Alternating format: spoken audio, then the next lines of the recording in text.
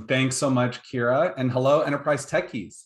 Welcome to our December Enterprise Tech Meetup. For anyone who doesn't know me, I'm John Lair. I'm a co-founder and general partner at Workbench. Workbench is an enterprise VC fund based here in New York City, and we invest in early stage startups throughout the country, leading $3 to $6 million rounds. And if you don't know us, the one thing to know is that we are obsessed with all things enterprise sales and go-to-market. We've got a killer lineup tonight to end the year strong. We have a demo from Jake from Authzed, and then a panel with top open source companies moderated by our buddy Pop. If you somehow have not checked out his podcast, it's definitely worth a listen for all things cloud native. As many of you might have seen yesterday, we actually launched our inaugural Women Enterprise report. We found that less than 2% of enterprise startups are founded by women. We hope that this data from the report really empowers the entire community to reflect and create change. Check it out to see data on where women are gaining traction, the largest rounds raised in 2021, and some proposed solutions. Shout out to Soloio, we mentioned in the report, thanks to Idit's awesome leadership as a female-led enterprise startup. Unfortunately, she did have something come up this morning, so we're very grateful to have her colleague, Rep Solo, on the panel. Kira is going to drop the report in the chat, so be sure to check it out. And if you know or are a female founder who's somehow not in our Women Founder database, please reach out to get added. So before we begin, a few reminders. First of all, for anyone tweeting in the room, our hashtag is NYETM for New York Enterprise Tech Meetup. Tweet away, tweet often. You can also check out videos from all the past meetups on our Workbench YouTube page, as well as our blog, where Kira does an amazing job recapping the events with some great write-ups. And we will have time for audience Q&A in both Jake's demo as well as the panel. So please use the chat throughout to leave questions, and then we will get to them as soon as possible. So with that, it's my pleasure to introduce Jake from Authzed. Thanks, John. Can everybody see me and hear me okay? I'm going to go ahead and share my screen, and we'll get started with the demo. All right, so as John mentioned, I'm Jake. I'm co-founder and CEO of Authzed, and Authzed is a permissions as a service. You might be asking yourself, what is a permissions as a service, which I'll get to. This is our team, our founder team. So myself, Joey, who's our CTO, and Jimmy, who's head of product. And those are some of the companies that we've worked at in the past. So you can see that they're dev tool heavy, enterprise heavy, infrastructure heavy. These are just some of our investors. So Workbench, John led our $3.8 million seed in April of this year. We also have investment from funds Y Combinator and Amplify Partners, and probably just about the best team of angels that I could imagine. You'll notice in the lower right there is Spencer, who's one of the panelists today. So just kind of a who's who of enterprise tech and New York tech. So yeah, what is permissions as a service? It's a database to store relationships and compute permissions. And we provide an API. So think of us as like Stripe for permissions. So we have an API so you can quickly answer permissions related questions. And you basically will integrate our service within the code of your applications or your application suite in lieu of having to write that code custom for your company each time. So some of the kinds of questions that we can answer are like, can Vanessa view this account? Like a specific account in question. Who all has rights to view this account? And then the inverse of that, which are which accounts can Vanessa view? So most companies have trouble keeping up with customer permissions requirements as they evolve. You can think of it where it's like B2B and you inherit permissions requirements from your customers. The initial implementation is often difficult and repetitive. It's very, it's security critical code. So it's not something you want to be reinventing every time. The ongoing requests can be surprising and hard to implement. We ran into this both at Quay and at CoreOS, where customer requests would come in and we hadn't anticipated or built for those requests. And scaling can be tricky and expensive. So at Quay, we ended up spending a very significant portion of our database CPU just calculating permissions requests over and over again. So Authzed is a managed permissions database to solve some of these problems. So you get to delegate computation to the experts. You get to iterate on your permissions safely and easily. That's what I'll demo today. And the service was designed and pioneered by superscalers. So industry leaders already are using permission services as a separate component of their infrastructure. So all of these companies have a permission service that they call out to from their applications, rather than just computing permissions in their application. So without further ado, let's take a look. So this is our dashboard. This is the authsed dashboard. And here is where you go to see and learn all things permission system related. As of right now, the permission system is empty. There's only the one object type called user, and there's no relationships defined. So authsed is relationship-based permissions. So it's something that you have to have a relationship between yourself and the data in order to get permissions. I've built this sort of dummy app, example app, which basically just has a copy of our client and a token to talk to our client. And as you can see right now, it's in a pretty shabby state. So it cannot make any of the permissions requests. It cannot ask those questions that we talked about earlier because the permission system is empty and we don't have any of those kinds of things defined. So the first thing I'm going to do is I'm going to bring this permission system over into our playground where I can start working on it. So this is what we had so far. I'm just going to replace this wholesale with a basic RBAC system.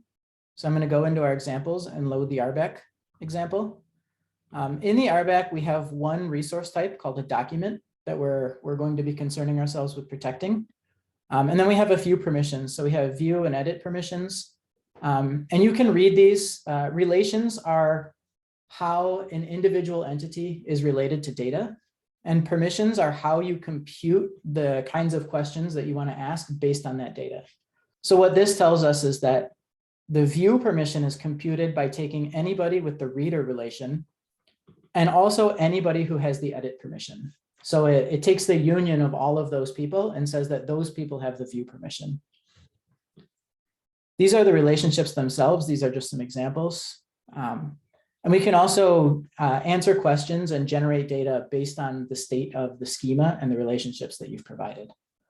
So I'm just going to go ahead and load this into our example permission system that we have. Okay, so if I switch over to the permission system, we can see that now we have a document type as well as the user type. And we can actually see that we can load some relationships for those documents. So these are the ones that were in the example in the playground. If we go back to our example app and we reload, this looks a little bit better. So there's still a permission type that we can't actually ask, and that's whether we can administer a document. And then there are no actual permissions for these subjects and resources that we're asking about in the questions. So let's go ahead and start working on our schema to fix that. The first thing is that we need to add an admin permission. So we need to go to our permission system and we need to add a new permission called admin. But then we need to say who can be an admin on this document resource. Well, it doesn't really make sense for writers and readers to be admins. So let's create a new relation called an owner. And the owner is going to be of type user, just like the other relations. And now we'll say that the admin is the owner, okay? We're not quite done because now we need to go and we need to build a relationship between a user as an owner and the document itself. So our document was secret doc and our owner was document owner. So let me just add a relationship for that. So we have secret doc and owner. Document owner, and we want this to be the relationship owner. Okay, now if I go ahead and import that into the example permission system, we should now see in our schema, we have a new owner relationship.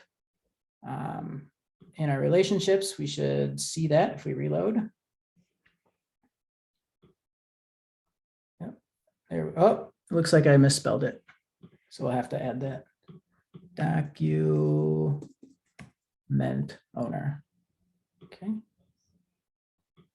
So now we should be able to go to our example app. And there we go.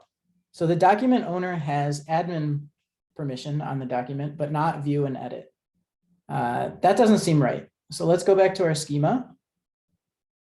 And we can go ahead and we can say, all right, view was readers and editors.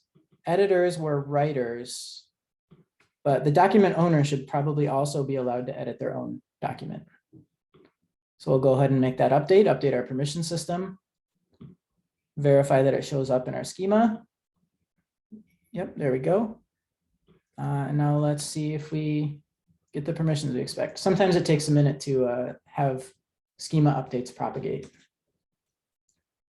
So there we go. Now we have edit, which is what we just added. And now we have view.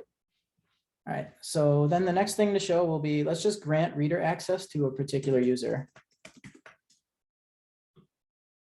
Okay, very simple app, just uses normal HTML post. So there we go. Now we've granted access. So we're slowly building up this sort of like Google Docs style sharing panel based on this system that we have. And the last thing I'll show is that we have this super admin role. A super admin would often be like a role that's on like an entire application. This is a request we get from users a lot. So I'll just show how to add that really quickly. So I'm creating this platform object and I'll bind all documents to the platform. That way we can actually go and find these super admins. And we will say that an admin of a doc also includes platform super admins. Okay, so I upload that. And when I reload, we still don't have permissions for the super admin. And that's because I didn't build the corresponding relationships. So here we'll go ahead and do platform, and we'll do that as Enterprise Tech Meetup. And then I'll do super admin at user super admin platform. There we go. So now if we write those relationships, now in our sample app, we should see those slowly start to roll out as well. All right, and that's basically it for my demo. We also have additional capabilities in our playground to go and figure out who all can do what on a particular thing. So secret doc was our example. So we can see who actually has access on secret doc. And yeah, that's basically it. So at this point, I will stop for questions. Kelly, I think you're muted. I'm on mute. Thank you, Jake. Let's get into Q&A. So we have the first question. Does this support group constructs? Yeah, absolutely. So instead of sharing with just an individual, like you would, like we showed for the document and for super admin, you could also bind a document to a group and then bind members to the group. And I can, actually, we have a Google Docs style sharing example that I can just show.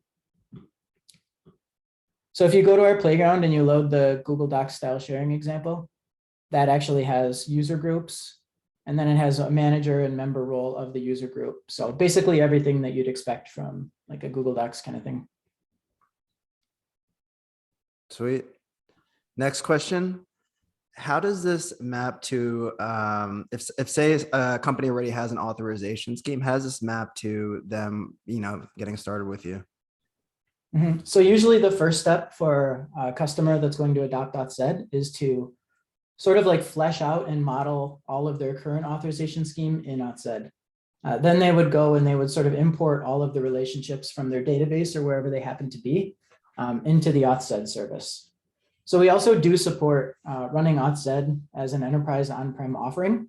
So if you wanted to run it inside your own data center, that would be something that would be totally available as well. Sweet. And then with your open source project, SpiceDB, how does that factor into the commercial product that you're offering right now? Yeah, I'm sure we're going to hear a lot about that in the panel pretty soon. But yeah, SpiceDB, you can think of it as the core computation engine for the permission service.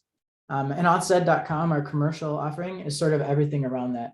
All of the tooling, the hosting, the scaling that we do for you. So running SpiceDB is pretty easy at a small scale. Deploying it globally is something that you probably want to let somebody else handle. And then last question, any big roadmap items coming in the next year that we should be on the lookout for? Oh man, a year is like almost as long as our company has been alive. So I would hope there would be a whole lot.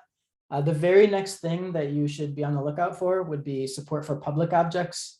We're building this directly on behalf of an enterprise customer of ours. So yeah, public support, and then a few new APIs that we're looking at, as well as continuing to expand globally. Awesome. Well, thanks so much, Jake. All right, I will stop my camera now. Sounds good. So moving on over to the keynote, so excited to have Pop, Timescale, Cockroach, and Solo talk about building out in the open. And with that, let me pass it over to our host and moderator, Pop, to get us going. Thank you, everyone. Thank you so much, Kelly. And thanks to my friends at Workbench for allowing me to host. This is fantastic. This is a great crew here. So my name is Dan Papandrea. I work for a company called Sysdig. I'm the community manager for a project called Falco, which is a runtime security tool for Kubernetes cloud, as well as I'm the host of the POPCAST. POPCAST, you go to @POPCAST right now, you can see it's a video and audio podcast that talks about we are the #1 podcast to cloud native, bringing the human side of the people behind the code. And today I am actually floored by this group of panelists here that we're going to be talking about building in the open today. And again, Enterprise Technology Meetup, it's great to have, some New Yorkers here, some folks from Boston, some folks, AJ, where are you at? Are you? I'm in California these days, but I still consider myself a New Yorker. It's just a global, all America's panel here of just actual, just heavyweights, wonderful people. So with that, I kind of want to go around the horn and just ask a little bit about yourself, your background, and your company for anybody who's joining and want to hear more about what you all do. So maybe we can start with you, Lynn. Is that cool? Yeah, sure. So I am located in Raleigh, North Carolina. I joined Solo.io at the beginning of the year after our company had a Series B fundraise. Previously, I worked at IBM for many years and in the cloud native technology space with a focus on service mesh and Istio. So I am sitting on the technical steering committee of the Istio project. So interestingly enough, I've watched Solo.io before I joined, for like 3 years because we were in the same technology space. What really attracts to me about our company is the innovation and execution of the company in the application networking space that with a huge focus on customers and what customer needs. Fantastic. Again, great people over there, Idit, Christian Posta, so many wonderful people doing great things with service mesh. How about you? Hand it over to you, Spencer. Sure. Thanks for having me on. So I am the CEO and co-founder of Cockroach Labs. We're building a database which is truly distributed and relational. So think of it as an operational database.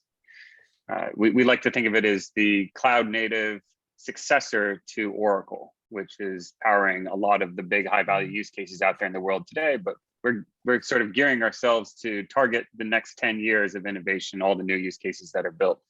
And really the goal with Cockroach is to allow everyone to build truly distributed applications with distributed data architectures. So very high scale, because that's becoming quite common. And interestingly, it wasn't very common in 2015 when we started the company. I think the most common question was, well, why do I need something bigger than Postgres? But in 2021, I think that's becoming very obvious to many people. The other interesting thing is to scale geographically.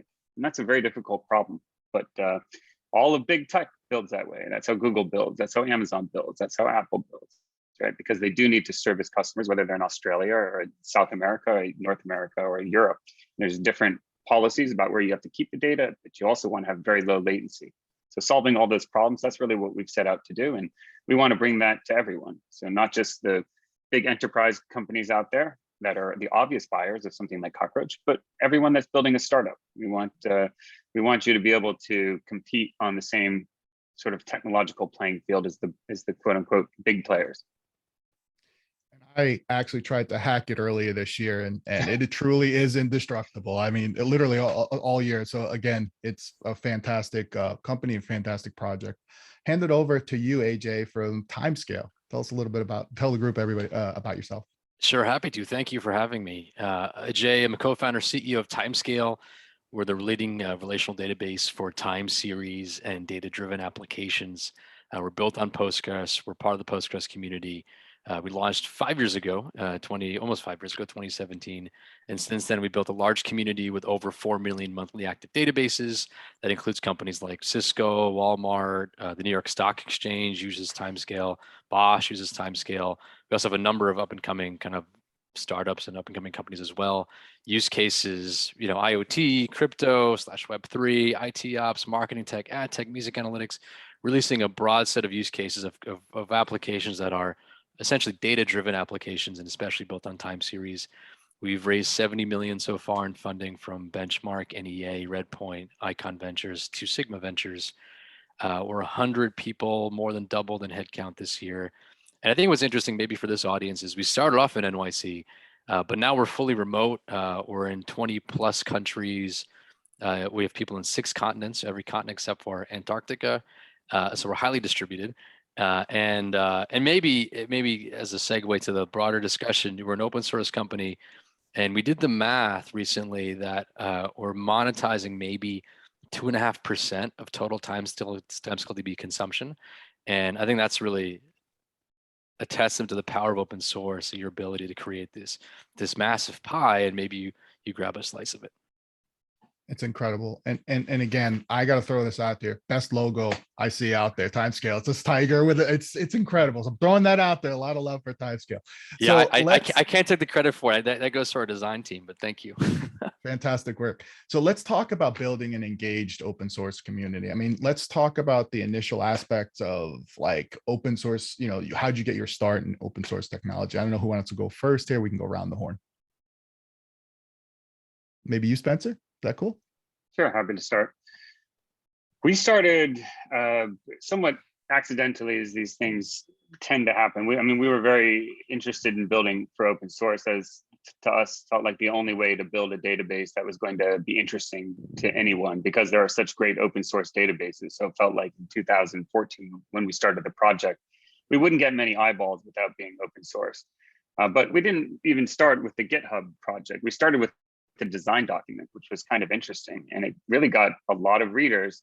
And it was on the strength of interest in that really propelled us into, okay, well, this is broadly interesting, and we think that it could be successful. So let's start building the project.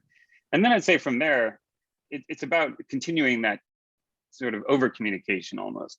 We just, from the very earliest stages, we were blogging well before the product itself was useful. Here's what our transaction model is based on. Here's how we think it's going to solve problems of geographic latency. Every time we built a new feature, we had the engineers in particular creating blog posts, and those would often make it to the front page of Hacker News. That audience, for example, is extraordinarily interested in transaction models, it turns out. And we found that getting on the front page of Hacker News was worth about $500,000 of Google AdWords spend. So it's almost invaluable, but you really want to connect with that audience. If you've read Crossing the Chasm, these are the innovators and the early adopters. That is critical to building an open source community. And then from there, it's just about, these communities are built with the engagement of one person at a time.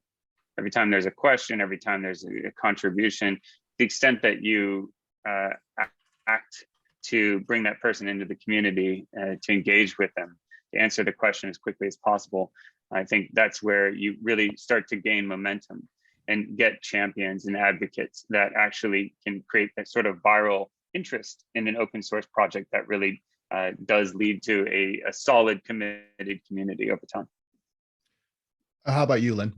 Add any, because again, I think you're doing a ton of stuff with on the Istio side, but also Soloio has always had a really good with Glue and all of that, open source community. I just love to hear what you have to say as well.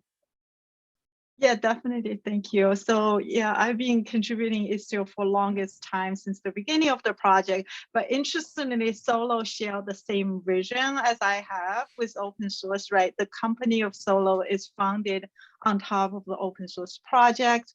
With open source, we have two different angles when we look at open source project. First, we want to create our own open source project, and Solo created like 100 plus open source repository in our organization. Some of our most popular open source projects are Glue, GlueMesh, Squash, these different things. I think they are really helpful to help everybody to see the vision of the company and generate excitement in the industry of application network space, right? So we spend a lot of effort doing this open source project to show people, hey, Solo, we are the leader. We understand the problems of the space, and these are the way we think can solve the problems in the cloud native way.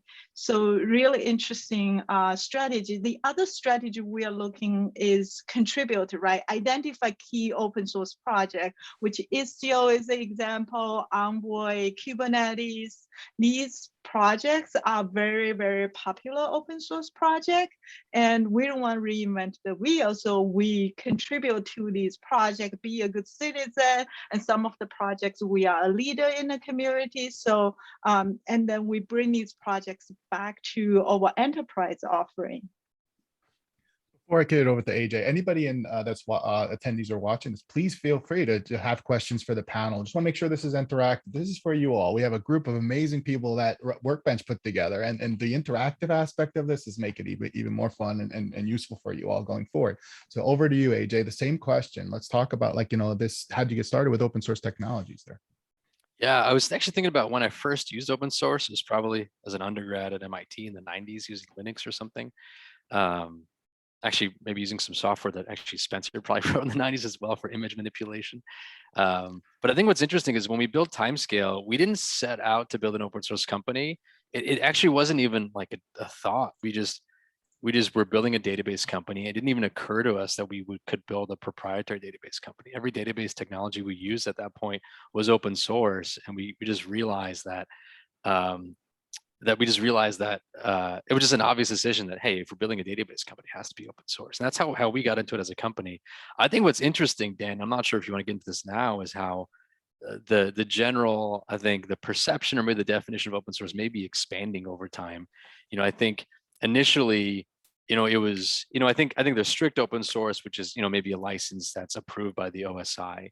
And I think what's essentially happened in the last 3 or 4 years is that there's been a looser definition, which is, well, if you're not as religious about the licensing, then what could open source mean?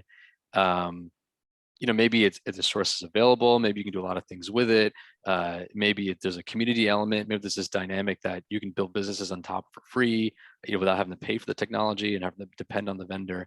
And so I think we're in an interesting era right now where I think the definition of open source is expanding, and maybe we need a new term. I don't feel particularly religious about that either. But I think we're in an interesting era where there's a cohort of folks who kind of grew up in open source in the early 2000s and like probably have these battle scars from these Microsoft versus Linux battles. And today, you have all these new developers who don't really have that history and actually don't maybe care less about the specific religious part of the licensing.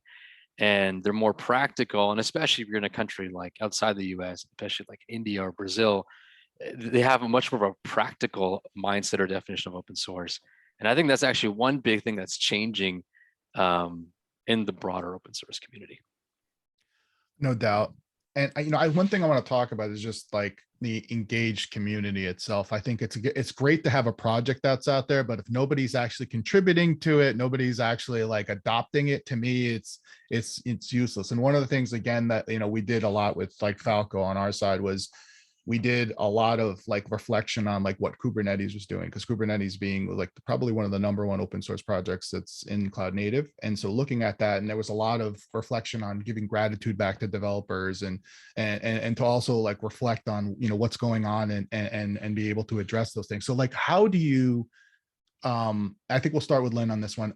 How would you typify how to have an engaged community. And by the way, I see all your questions, y'all. We're going to answer them either in the chat or directly. So go ahead, Lynn. Yeah, so there are a couple of ways our company are really looking at engaging the contributors and the community. So first of all, we have a Slack. We always have different channels for different projects. And when users have issues, they can reach out to us on GitHub. They can also reach out to us on Slack, so they have a little bit more interactive. Second of all, we spend time to look at their PRs, to look at the contribution. A lot of time we actually build automation pipeline, so it's much easy for us to review their PR because we know, oh, it passed our test. So it's probably a reasonable acceptance to the project. So we try to be very proactive with their contribution to show, hey, we really listen to their requests, especially the contribution side. Third, we spend a lot of time, like Spencer was mentioning about blogging, we actually spend a lot of time doing not only just blogging, but also YouTubes and workshops to educate our user, not only just about our own open source projects, but also along the projects we are contributing, like the leading Kubernetes, Envoy, and Istio. We actually have workshops along these projects, and sometimes they are entangled with our open source projects. So we show people how to engage with our project in the rest of the cloud native ecosystem. So it's much easier to drive engagement with our community through that way. Over to you, Spencer. Yeah, I would second many of those approaches. Certainly a public Slack channel is an innovation that didn't exist when we started the company, but it's a pretty critical channel for communication with a broader community. I'd also say that there's different stages to an open source community. There's kind of the point where you have a little seedling and you have to be, it's a fragile thing. It has to be nurtured very carefully. But then there's a point where you have over 10,000 stars on GitHub. You've got a lot of those early adopters. They're already using it, and they'll help promulgate the concept and the actual software and the usage over time. But I think there's this realization, and it goes for much more than open source, but it certainly applies, which is if you have a question these days, you type it into Google, right? And to the extent that your project comes up in those organic Google search results, you're both going to build a larger and larger open source community when you kind of get past those people that do pay attention to Hacker News. And there's many, many, many more people who don't pay attention to Hacker News than who do. But you also, this is critical for sales and just general marketing and sort of share of voice. You really have to find that organic search traffic. And ultimately the way to do that is to create content that other people link to, other people find useful. Stack Overflow is another amazing thing that you simply can't ignore. You want an answer to every single question on Stack Overflow for your product. So there's a lot of tending, and the garden becomes larger as time goes by. But you ultimately want to build teams that have that as their responsibility, and those expand over time. So Ajay, I'm gonna give you like a hot potato here, but like basically, again, in terms of the engaged community, I want to know, like, give me a tactic. Like, give me like a tactic you would use for an engaged community. Like, not so much so just a very simple kind of tactical. Somebody who's listening or watching this could be like, okay, I could take this and help get engagement from the community. I mean, I'll give you a few. I think at a high level, one of our company values at Timescale is to help first. And I think that's the key for building a community is you help first. You don't try to sell, you don't try to market, you try to help. And sometimes helping means you give your source code available for free. Sometimes helping means you have a public Slack channel, you provide free support, you provide access to the engineering team or the co-founders or whatever. But sometimes help first means maybe answering questions that aren't related to your product, related to related products. So answering questions about Postgres, for example, or Prometheus or something, right? Sometimes building a great community means investing in kind of related but larger communities. So for example, for us means being a good contributor to the Postgres ecosystem and contributing upstream to Postgres, talking about, giving talks at Postgres conferences that talk about how do we grow the Postgres community. there are also some simple tactics too, like you give away swag, you give away t-shirts. And, I think Mongo, probably did this really well in the early 2000s where they gave away a lot of coffee mugs to people. And so I think there's a lot of ways, but I think the general principle is be helpful. And I think developers in particular are they're very discerning audience, very allergic to anything that comes across as advertising or even marketing. Which I think is totally reasonable. I think that's the right approach. And they're a very smart audience. And so you have to be authentically helpful. Otherwise, people can see right through you.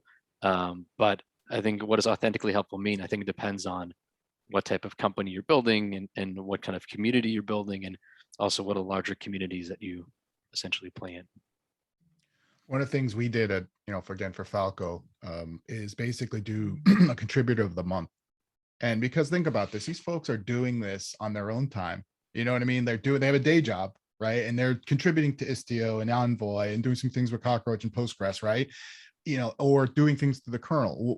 And what are we giving back to those people? And so like, we'll send like a swag pack and things like that. So again, it's this showing gratitude for folks that are doing things, even the folks that are doing things like docs. I mean, docs is a natural, easy way for somebody to come in and do that. And so you should give gratitude to those folks. Off my soapbox and over to the next question here. But, one of the things too is, and kind of leading that question a little bit, is like, what are we doing for like open source developers and communities to kind of support them? Like those folks that come in that don't work for Cockroach, that don't work for Solo, that don't work for Timescale, that are like, hey, they're giving their time. What are we doing to give back? And this is not a tactical thing. It's just, hey, something you all are maybe doing for engagement from the community perspective.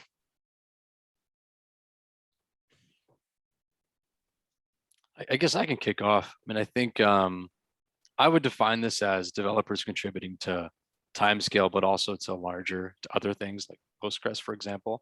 I think the best way to show gratitude, I think like you were saying, Dan, is to highlight them, to spotlight them. You can obviously thank them. We also, there's some projects and some individuals who contribute to, say, Postgres and Prometheus that we pay. We just pay them, and it comes out of our marketing budget. But I don't view it as marketing; I view it as like supporting a developer outside the company who's contributing to a project that we believe in.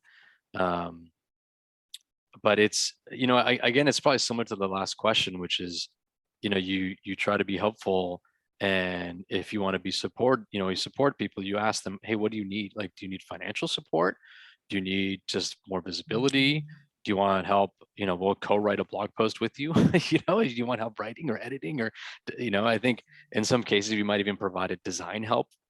So I think it's really, I always come back to first principles, and it's like, you ask the individual. These are all individuals. You ask the individual, hey, like, what do you need? How can we be helpful? And then you keep your mind open to the various things that you could do.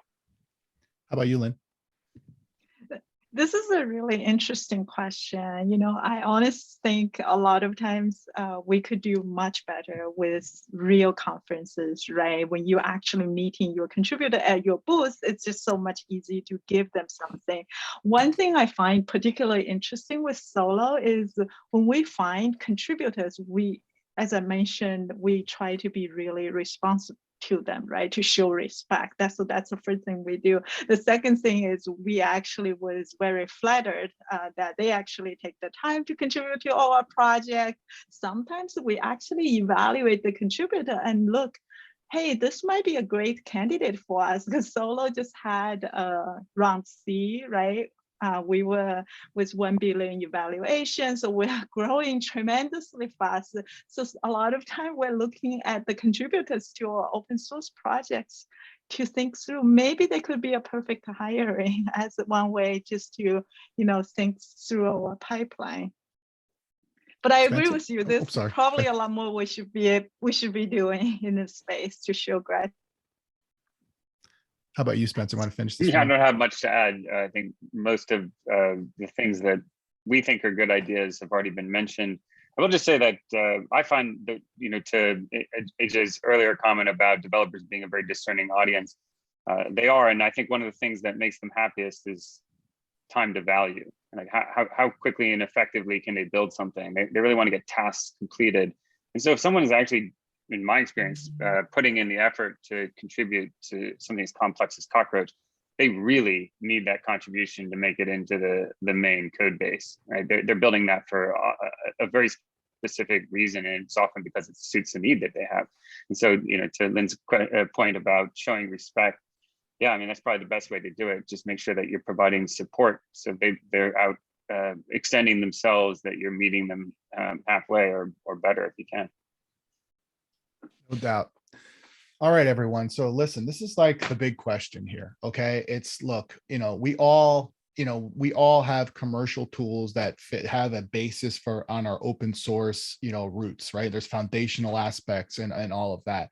It's, this is this dance, so to speak. It's like, hey, dancing between, not so much a dance, it's understanding like this is open source and we know that we're providing value from this perspective, but also there's commercial efforts, right? And there's IP that's being spent on top of it to enhance those things that are maybe enterprise level features or business level features that are being here. How do you have open source and commercial success? This is the $1 million question. If anybody's tuning in, this is the big one, right? So who wants to get this hot potato first? I'm happy to lead off. It might be the $1 billion question, right? These days, there's a lot of inflation out there. What would that be in crypto? Oh, so another thing altogether. $1 trillion question, maybe. Yeah, there's kind of 2 points I want to make. One is we've had to evolve licensing a bit, and when we started out, we felt that Apache with enterprise features with a different license above that, which is kind of, people call that the open core model, that would be a very viable business model, but some cold water got thrown on that by some of the big industry players, and so we changed our license to something called the BSL, which leaves open source after a period of time. But gives you, think of it as sort of a little bit of a patent protection window. And we're not the only ones that have used something like that. We didn't create the license, we got it from MariaDB. But I think there's sort of an evolution of what open source both means to people, but also how companies that are based on open source can thrive in the fast evolving ecosystem that we're part of. And that sort of brings me to my second point. A lot of people have I think sometimes an even ossified view of what open source is. Well, open source has to be this, it has to be these licenses, you have to be able to do anything with it. I mean, that's I think a purist view that has run into some changes in reality. For us, I think it's important to not conflate so much of what open source is, because it's different things to different people. On one hand, it's the ideas are free. That's the point that I like the most. I want to be able to look at source code and understand what's being done and be able to modify it to suit my purpose, as long as it plays nicely with whoever's creating the open source. I think that those ideas, being able to build something similar, that's actually probably to the greatest value to humankind. Maybe that's too big a term there. But the other thing that's, I think, really useful for open source is, why did it beat closed source? Well, it was faster time to value. At closed source, you had to go through procurement, deal with salespeople, and it could take months before you get your hand on some software that you could then use to build what you're trying to build. Open source, you could do that in a day, an hour. You could just go download it and put things together as you wanted. That was just a superior model, and that's why Andreessen said that open source is eating the world. Open source software is eating the world. We actually have a different reality that's evolved since then, which is the fastest way to value isn't to download open source and run it in all cases anymore. It's often to go into the cloud and to use a service that someone's providing. And so open source has to contend with that new reality. That's how people prefer to consume software in many cases, especially increasingly complex software, like a globally distributed relational database like we're building. So one of the things that I loved about open source, and I'm sure that I'm not the only developer out there that doesn't like to put their credit card in. I like the free part of open source, not just the free ideas, but the free beer part. Can I actually use this software and not feel like I'm on the hook to deal with sales and pay and put a credit card in? And in the world of services, especially infrastructure as a service, free beer is not normally what people expect. And so I think that there's an opportunity to push towards some of the beauty of what made open source as popular as it was in the last 20 years, even in the world of online services. And that's something we're doing with a serverless version of Cockroach, where it really obviates the need to put a credit card in. You get perpetually free relational database as a service. So that I think there's a lot of room there, and you're going to see a lot of evolution over the next 10 years. And open source is going to have a, I think, more expansive definition.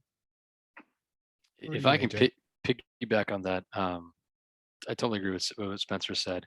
I think at a high level, I think we should just say that just because something is open source doesn't mean it's going to be popular.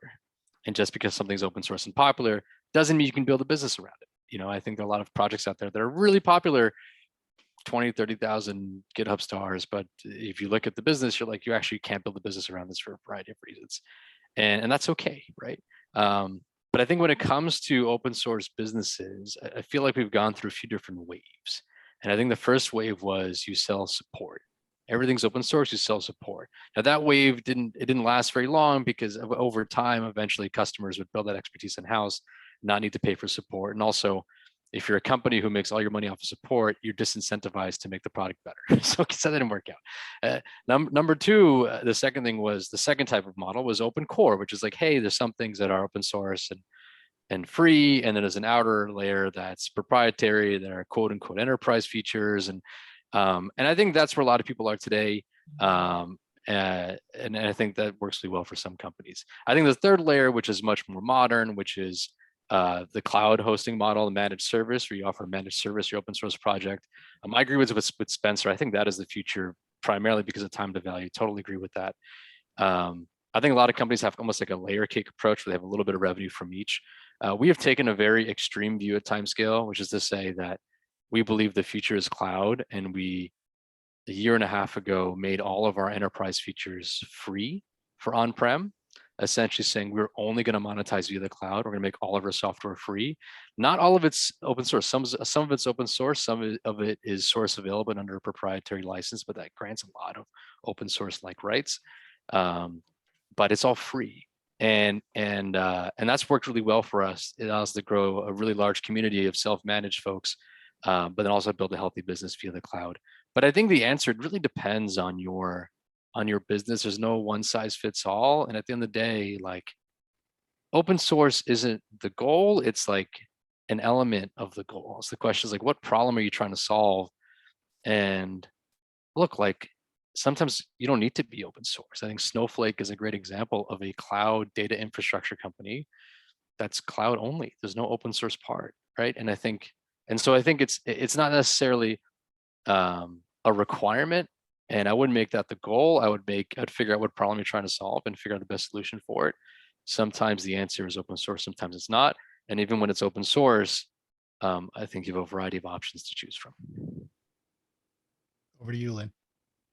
Yeah, I totally agree with what Spencer and Ajay said. In fact, at Solo, we're using some of the approach you were just outlined, right? So we're currently execute on the option 2, which is we have our open source software, and we have enterprise offering building on top of our open source software.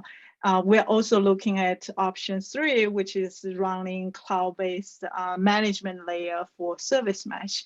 So to us, we are in a really complicated space of application networking, right? If you're looking at single cluster, it's obvious, it's easy. You might be able to set up your own service mesh. You might be able to leverage all the benefits service mesh provides to you to connect your application and your services together.